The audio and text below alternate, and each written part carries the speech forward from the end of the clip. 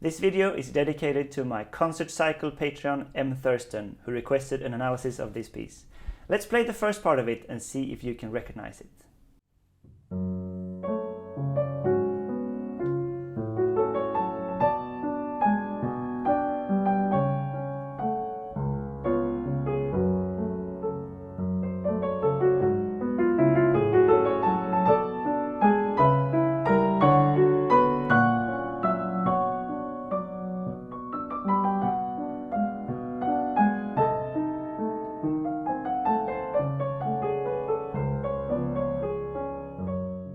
So there's an interesting story behind this piece. It was most notably published in 1986 and attributed to Chopin as a posthumous work. But in 2012, the musicologist Luca Chierici discovered that it was actually written by the lesser-known Charles Mayer with the title Le Regret, Valse-Étude Melancolique, and the published version with the title Valse Mélancolique, attributed to Chopin, is also kind of a transcribed version. It's a more compressed form, a little bit shorter and a little bit simpler in the middle section.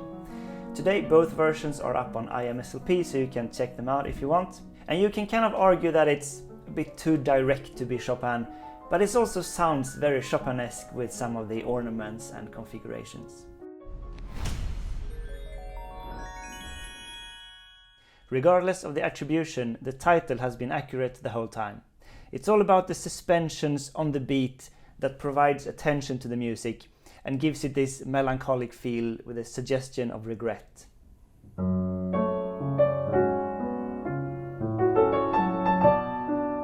So it's C sharp 7 and it's the 4 to the 3rd. This goes to a diminished, to a F sharp minor, the G is the flat 9, and again to F sharp minor with a 4 to the 3. And it's like a motivic suspension, this half note and a quarter note resolution. So the next phrase is a bit of variation, a little bit more life. And now going upwards chromatically and piling on the regrets with this motif.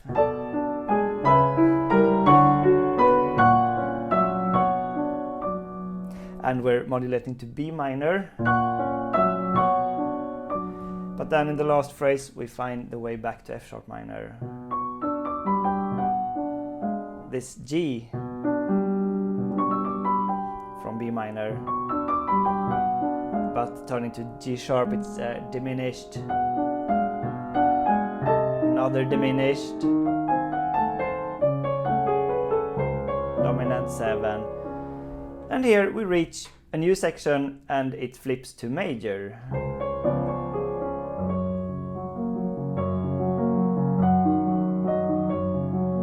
We reach a kind of middle section and it's a big contrast. The first part is quite this dense chromatic material. The major section, it's much more open and fluid. We have this nice wave arpeggios and longer notes on the melody, longer phrases.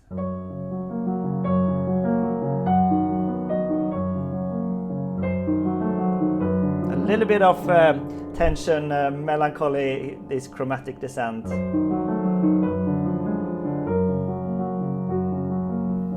The next phrase, it's a longer line again, going up, crescendo.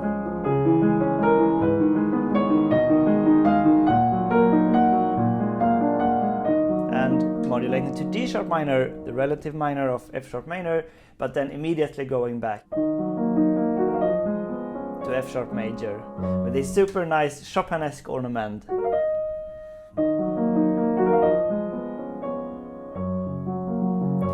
We get the repeat of this phrase.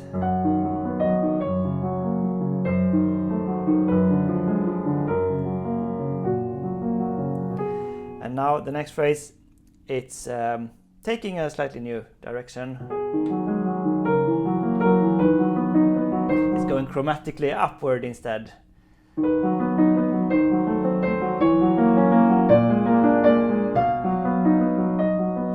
And it's the same type of suspension. Now we're in B major, and this is the sharp fourth.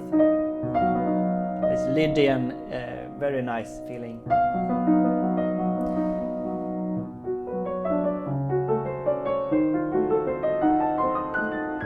And here is kind of a transitional passage that will take us back to the main theme in minor.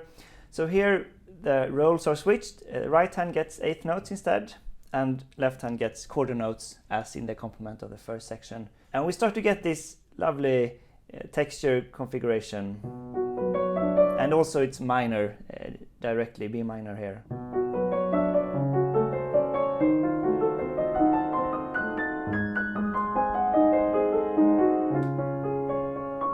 Lovely arpeggios. Diminished, D sharp diminished, going to G sharp 7 to C sharp. And C sharp is the dominant to F sharp, major or minor. And here we get the F sharp minor.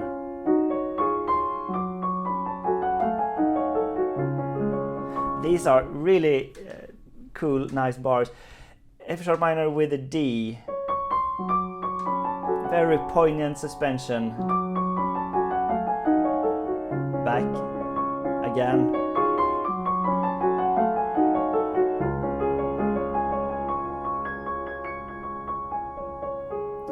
And the final extended cadence on C sharp major.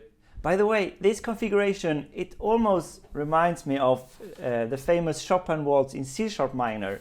When we get to the fast part in the second section, this one.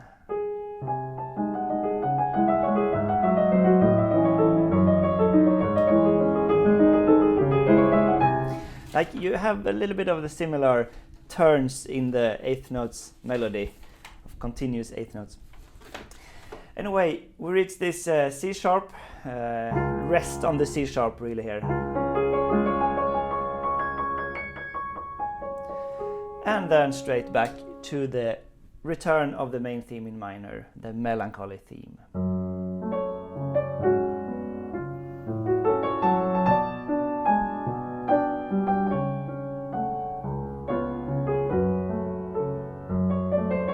A little bit of variation here.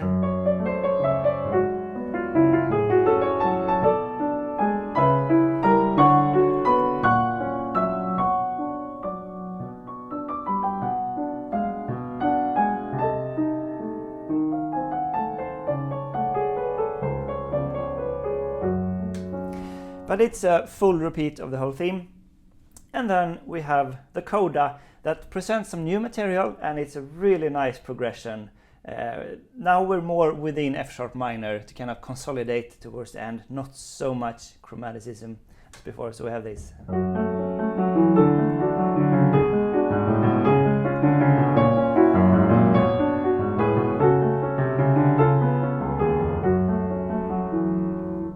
So the right hand kind of has more long notes, just singing melody, and we have this kind of waves in the left hand.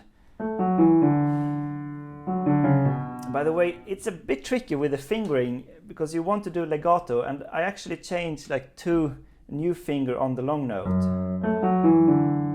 To 3, to 1, to 2. To be able to get legato between all the notes. Or what is it? Yeah. And the harmony, we have F sharp minor to D to G sharp half diminished. This is the 2 half diminished, so 2, 5, 1. It's F sharp 7, so it's continuing the harmonic direction, pointing to kind of a B minor with this lovely suspension on the 9. And finally reaching C sharp, so we have a dominant 6/4 chord and dominant 7 to F sharp minor, and with a special suspension, so dominant 7 with a sharp 5 or flat 6. I'm not sure which one you should say. Doesn't matter, it points to F sharp minor. Then we get the same progression again. Now the top voice is 1 octave down, and it's actually softer the second time, so it can be more, it's a bit of an echo.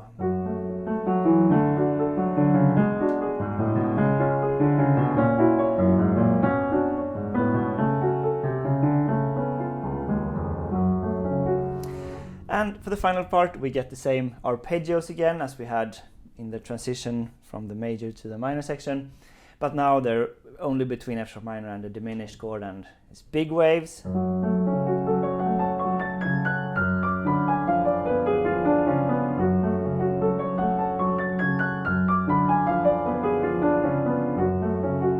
And they die down to smaller waves.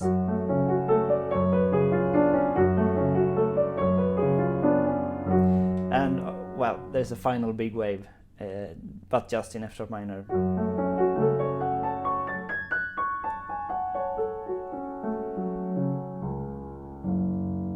And ends in the deep register. I think this is a very nice piece, even if it's not written by Chopin, and it might be a very good idea to play if Chopin seems a bit too steep. This is a much less dense alternative. There's only one thing for each hand all the time, and Chopin can often demand much more than that. Thanks for watching Sonata Secrets, and I'll see you in the next video.